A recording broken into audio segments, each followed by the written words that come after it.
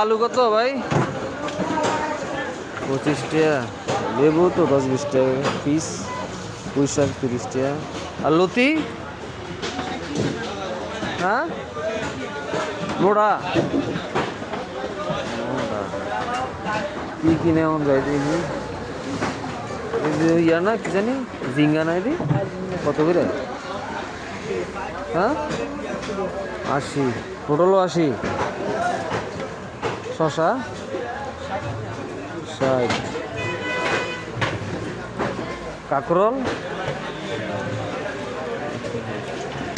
করলা ভালো না यार, কত করে দি? বেগুন কত করে? বেগুন লম্বা? হ্যাঁ, কোনটা কোনটা কত? তরকারি ওদিকে 80-90 টাকা করে। এই টমেটো